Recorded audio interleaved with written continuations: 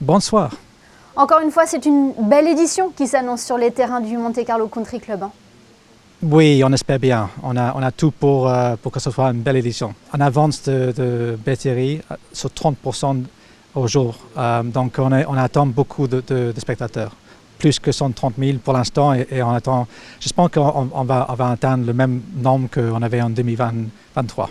Le tournoi de l'an dernier aura été un grand succès, comme toutes les autres éditions d'ailleurs. Qu'est-ce qui contribue au succès du tournoi selon vous ?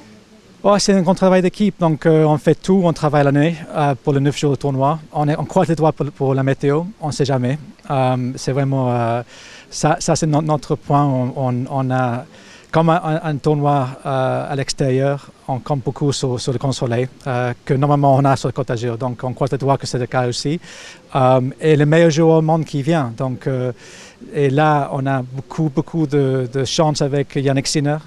C'est un joueur qui est déjà demi-finaliste à Monte Carlo en 2023 et il vient de gagner l'Open Australie. Il est en grande forme. Lui, mais par contre, on a tous les joueurs qu'on peut attendre. Le numéro 1, Novak Djokovic, et vraiment le reste des joueurs. Donc, c'est un grand tableau comme chaque année. On va annoncer la liste de joueurs le 12 mars. Donc, pour l'instant, c'est juste, on prévient qu'on a le meilleur joueur au monde, comme d'habitude. Succès au niveau de l'affluence, mais aussi au niveau de la retransmission. C'est un événement qui est largement suivi à la télévision et sur les réseaux. Oui, tout à fait. En 2023, on avait atteint une audience de 205 millions de gens. Donc ça, c'est aussi le réseau inclus, les réseaux sociaux inclus. Mais c'est important pour nous pour penser à la fois à nos spectateurs sur le site, mais le réseau que nous avons le monde entier. Cette année, on va travailler aussi comme partenaire avec Eurosport France, qui était déjà nos partenaires, mais on a aussi France Télévisions. Donc chaque jour, on aura un match sur France.tv et la finale diffusée sur une chaîne comme France 4 par exemple. Vous parliez tout à l'heure de la présence des meilleurs joueurs au monde, David Massé. C'est aussi le premier tournoi sur terre battue de la saison. C'est pour ça aussi que les joueurs se réunissent au mois d'avril à Monaco.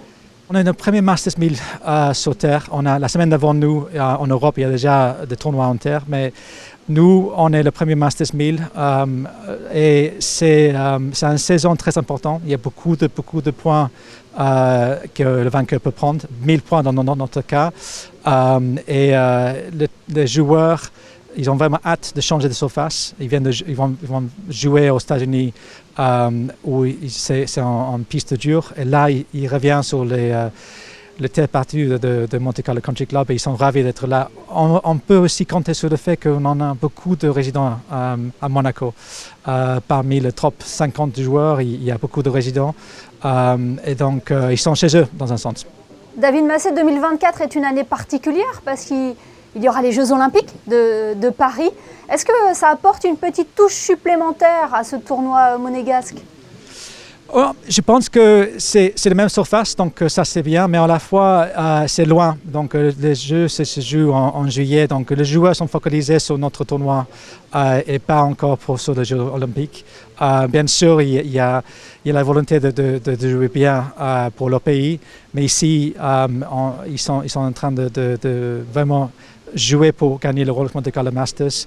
Et un tournoi, il ne faut pas oublier que c'est le plus ancien tournoi sur terre battue au monde et donc et dans un cadre exceptionnel que nous avons ici. Donc on est ravis que chaque année on peut compter sur les meilleurs joueurs.